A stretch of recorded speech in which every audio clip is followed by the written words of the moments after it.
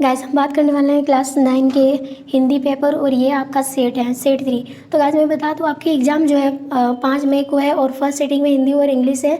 तो अगर आप इन सारे क्वेश्चंस को करते जा रहे हो तो कंफर्म है कि आप 40 जो है आराम से स्कोर हो जाएगा, क्योंकि मैं इस वीडियो में आपको हिंदी सेट से 6 वो मैं करवाऊँगी, जो आपके एग्ज़ाम से एक भी क्वेश्चन जो है छूटने वाला है नहीं। तो अगर आप इन सारे क्वेश्चंस का आंसर पाना चाहते हैं तो हमारे चैनल को सब्सक्राइब करना, लाइक शेयर और दोस्तों को ज़्यादा से ज़्यादा जोड़ लेना। ओके गाइस, तो यहाँ पर हम करने वाले हैं। गाइस हम यहाँ पर देख पा रहे होंगे, यहाँ पर टाइम जो है आपके 90 मिनट यानी कि 1.5 घंटे के रहेंगे और फुल मार्क्स जो है आपका 40 रहेगा। तो गाइस इसमें जो मैं बता दूँ आपका जो मतलब कि OMR सीट जो होने वाला है, ठीक है, OMR सीट में इस वीडियो में बताऊंगी आप किस तरह करेंगे, यानी इसी चैनल पर बताया जाएगा, लेकिन आखिरी में बताया जाएगा, ठीक है, किस तरह फिल करना है और किस तरह भरेंगे तो सही होगा, किस तरह भरेंगे तो गलत होगा। और ऐसे में अगर आप नहीं जानते हो तो उन सारे चीज़ों को तो हमारे चैनल को सब्सक्राइब करना, और एग्जाम से रिलेटेड आपको जितना भी इंपॉर्टेंट क्वेश्चन है सारे क्वेश्चन इस चैनल पर प्रोवाइड करा दी जाएगी। और इसीलिए मैं बता रही हूँ आपके लाभ के लिए, यानी आपके प्रॉफिट के लिए चैनल को सब्सक्राइब करना और ऑल नोटिफिकेशन पर क्लिक करना। तो चलिए गाइस, हमने ये सेट 1 और 2 तो बना दिए हैं। चैनल के डिस्क्रिप्शन में यानी इस वीडियो के डिस्क्रिप्शन में चैनल लिंक दे दूँगी और वहाँ से आप उन दोनों को देखते चलिएगा, क्योंकि 10 क्लास में बता दो अभी मैट्रिक में जो एग्जाम हुआ था कंफर्म है कि मॉडल सेट से बहुत ज़्यादा क्वेश्चन आया था। जो बच्चा स्टडी करा या ना करा, अगर उन्होंने मॉडल सेट करा है तो उनकी फेल होने की चांस जो है वो बिल्कुल कम है, 0% है, ठीक है। तो चलिए हम क्वेश्चंस को शुरुआत करते हैं। यहाँ पर पहले आपको गद्यांश मिलेंगे और 1 से 5 मार्क्स का रहेगा, इसलिए केयरफुली गद्यांश को पढ़ना है, यानी ध्यान से। ओके, तो चलिए यहाँ पर क्या बोला है, परिश्रम को सफलता की कुंजी माना जाता है। बिल्कुल, जीवन में सफलता पुरुषार्थ से ही प्राप्त होती है। कहा भी है कि उद्योगी पुरुष सिंह को लक्ष्मी वारण करती है, यानी ये हमें क्या क्या है यहाँ पर गद्यांश दिया है। आगे फिर बोला जो भाग्यवादी होता है उन्हें कुछ नहीं मिलता, वे हाथ पर हाथ धरे रह जाते हैं। अवसर जो उनके सामने से निकल जाता है। भाग्य कठिन परिश्रम का ही दूसरा नाम है, करेक्ट है।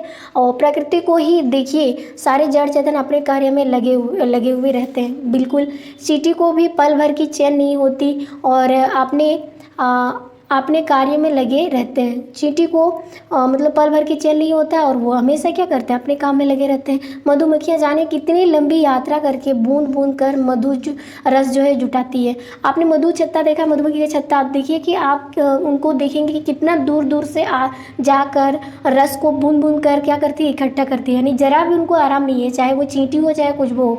और हम लोग जैसे मनुष्य हैं वो क्या करता है, थोड़ा सा मतलब आलसी टाइप के होते हैं, ठीक है। आगे मधुमक्खी जाने कितनी लंबी यात्रा करके बूंद बूंद जो है रस को इकट्ठा करती है। मुर्गे को सुबह बंग लगानी ही होती है ना, बिल्कुल। फिर मनुष्य को बुद्धि मिली है, फिर विवेक मिला है, वह निठाला बैठे तो सफलता की कामना करना व्यर्थ है। मनुष्य को क्या मिला है, विवेक मिला है, बुद्धि मिला है। अगर वो निठाला की तरफ बैठेगा तो और सफलता की कामना करेगा तो वो चीज़ बेकार हो जाएगा जब तक कि वो कोशिश ना करे, ठीक है। तो गाइस यहाँ पर पहला क्वेश्चन है हमारा, परिश्रम को सफलता की क्या माना गया, तो आंसर हो जाएगा कुंजी, क्योंकि हमने ऑलरेडी यहाँ पर पढ़ लिया है कि परिश्रम जो सफलता की कुंजी माना गया है। सो सेकंड नंबर क्वेश्चन क्या बोला है, सेकंड में बोला जीवन में सफलता प्राप्त होती है कब, जब पुरुष से या पुरुषार्थ से। तो यहाँ पर क्या बोला है, यहाँ पर आप देख पा रहे होंगे जीवन में सफलता किससे मिलते हैं, पुरुषार्थ से। तो यहाँ पर आंसर हो जाएगा हमारा सेकंड नंबर, पुरुषार्थ से मिलती है, ठीक है। और नेक्स्ट क्वेश्चन है थर्ड में, इसमें बोला कैसा परिश्रम का दूसरा नाम है, तो यहाँ पर बोला कठिन, सरल, हल्का या थोड़ा। मैं बता दूं अगर आप जितना कठिन परिश्रम करेंगे फल भी आपको उतना ही मीठा मिलेगा, ये बात कहावत आपने सुनी होंगे। तो परिश्रम कैसा परिश्रम, दूसरा भाग्य मतलब दूसरा नाम भाग्य है, तो आंसर हो जाएगा कठिन परिश्रम। ओके, एंड नेक्स्ट क्वेश्चन है बुद्धि और विवेक किसको मिला है, पशु को, नो, पक्षी को नहीं, मानव को या दानव को। तो आंसर हो जाएगा यहाँ पर मानव को, तभी तो वो आज चांद तक जाके आ जाते हैं, है ना, बुद्धि की वजह से ही ना, बुद्धि और विवेक की वजह से। तो नेक्स्ट क्वेश्चन है उद्योगी पुरुष सिंह को कौन वरण करती है, लक्ष्मी, पार्वती, सरस्वती या दुर्गा। तो आंसर हो जाएगा लक्ष्मी।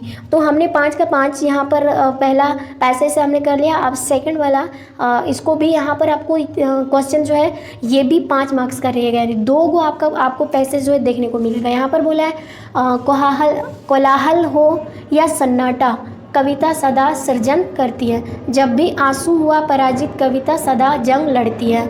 जब भी करता हुआ आकर्ता, कविता ने जीना सिखलाया। यातनाएं जब मौन हो गई, कविता ने चलना सिखलाया। जब भी तम का जुल्म चढ़ा है, कविता नया सूर्य गढ़ती है। जब गीतों की फसल लुटती सिलहरण होता है कलियों का। शब्दहीन जब हुई चेतना, तब तब चैन लुटा गलियों का। फिर आगे बोला है, जब कुर्सी का कंस गरजता, कविता श्याम कृष्ण बनती।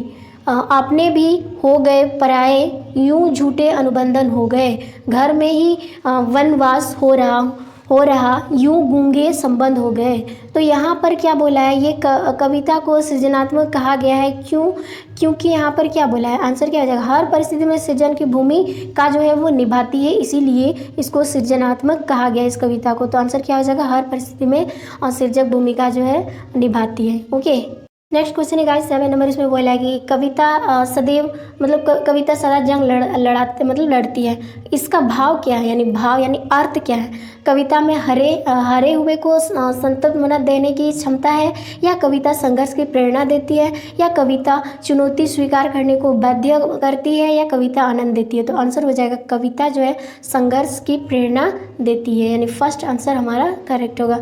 नेक्स्ट क्वेश्चन है, कविता जीना कब सिखाती है। कविता जो जीना कब सिखाती है, जब कर्मठ अकर्मण्य हो जाता है, या जब लोग मौन साध लेते हैं, या जब लोग हार जाते हैं, या जब लोग संन्यास लेने की सोचने लगते हैं। तो आंसर हो जाएगा जब कर्मांड मतलब क्या हो जाता है, अकर्मण्य हो जाता है, तभी कविता जो है जीना सिखाता है। ठीक है, एंड आगे क्वेश्चन है, जब निराशा और अंधकार पांव पसरता है, तब प्रेरणा कहाँ से मिलती है। खुद से, समस्याओं से, लोगों से, या कविता से। तो मैं बता दूं, जब निराशा हो जाता है या अंधकार में पैर पसरता है, तो हमें प्रेरणा जो है वो कविता से ही मिलती है।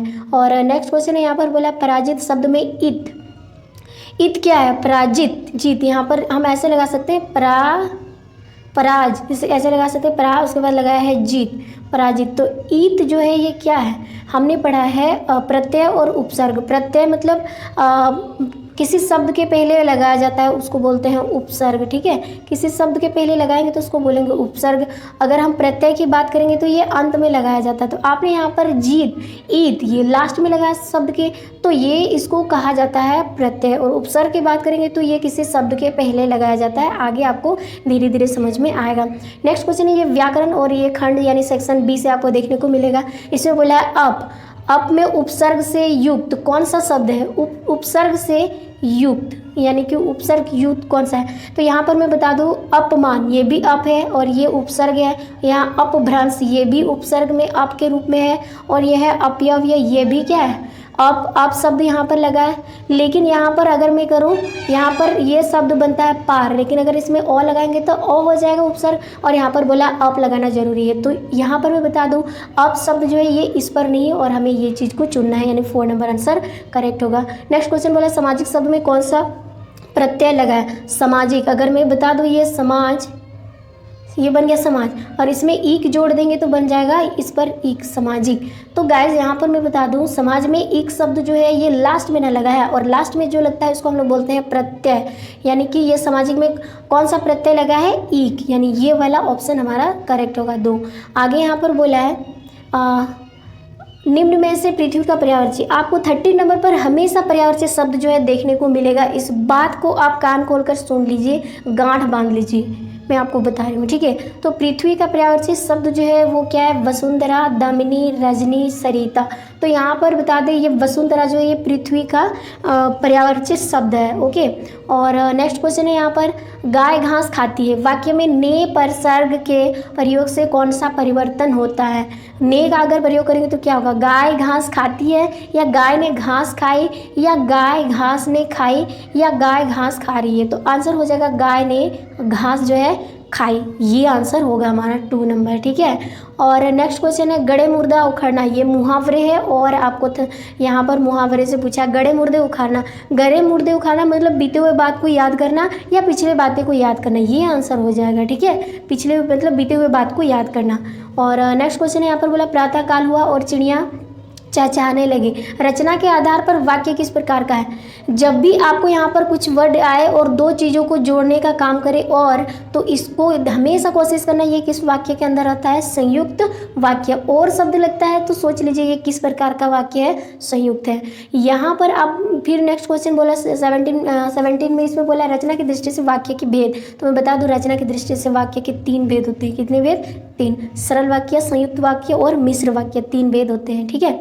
और यहाँ पर 18 नंबर में बोला है चाय में थोड़ी चीनी डाल दीजिए। इस वाक्य में कौन सा विशेषण है? विशेषण। ठीक है।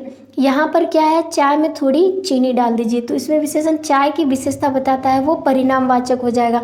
तो कौन सा विशेषण आएगा? परिणामवाचक। ओके।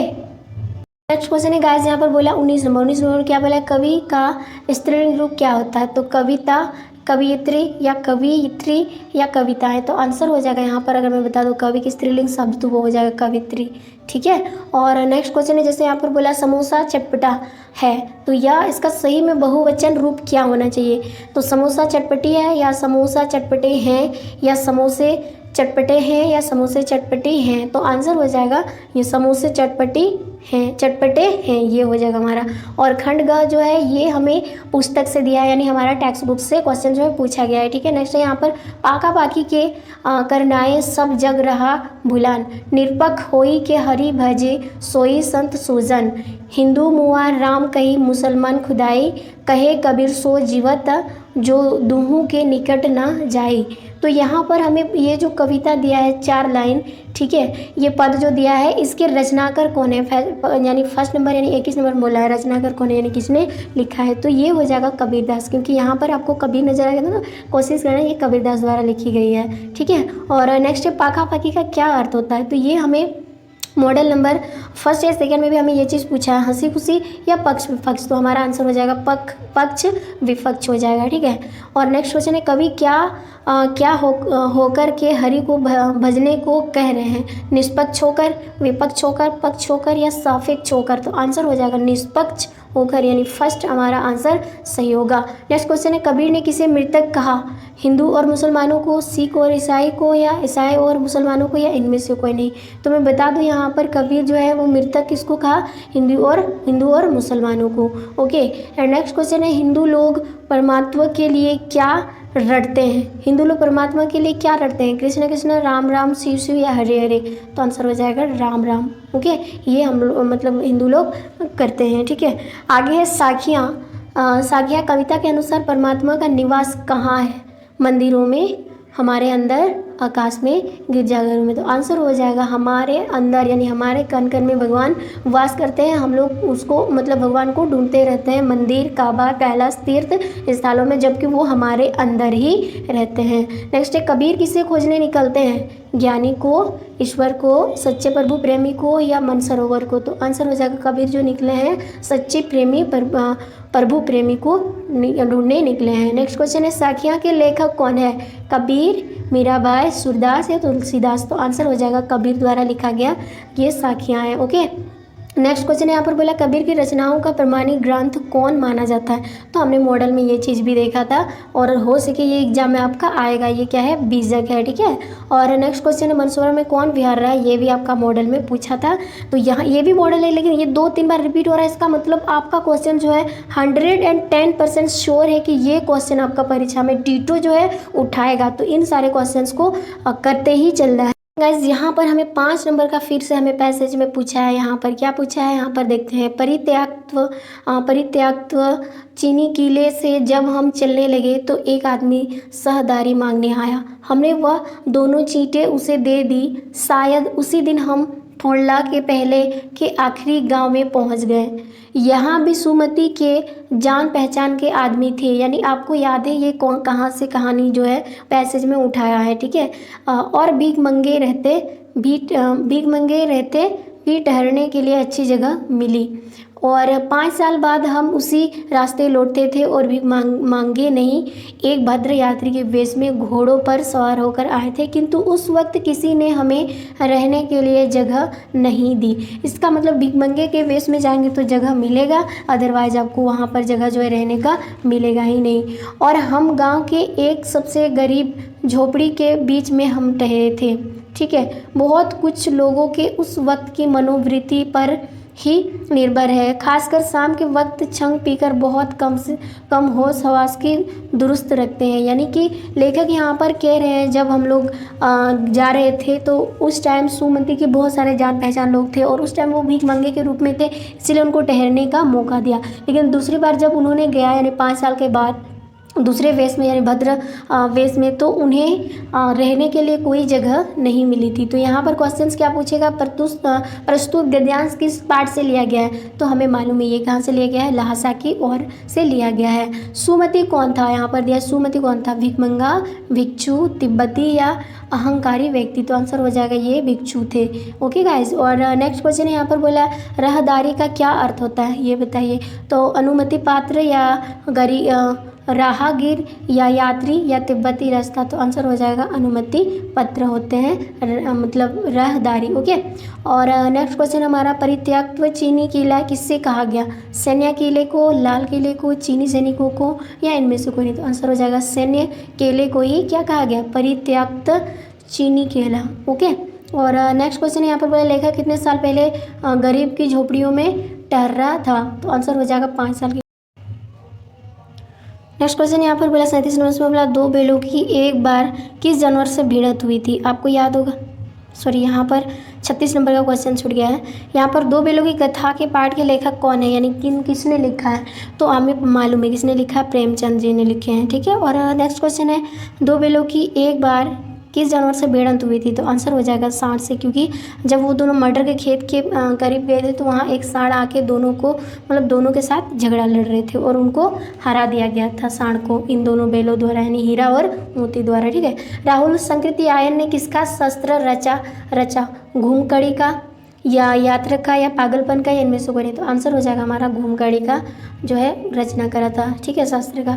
नेक्स्ट है सलीम अली, यानी कि सलीम अली ने अपनी आत्मकथा का क्या नाम रखा था, फॉल ऑफ ए बर्ड या फॉल ऑफ ए बर्ड वाचा या फॉल ऑफ ए स्पैरो, यानी ये क्वेश्चन भी आपका बहुत ज़्यादा इंपॉर्टेंट है और ये चीज़ को आपको करना ही करना है। आखिरी नंबर गाइस यहाँ पर क्या बोला, सलीम अली किस प्रधानमंत्री से मिले थे, चंद्रशेखर, चौधरी चरण, इंदिरा कुमार या इंदिरा गांधी, तो आंसर हो जाएगा यहाँ पर चौधरी चरण सिंह से मिले थे। तो हमने सेट थ्योरी का 40 में 40 क्वेश्चन का आंसर हमने कर लिया।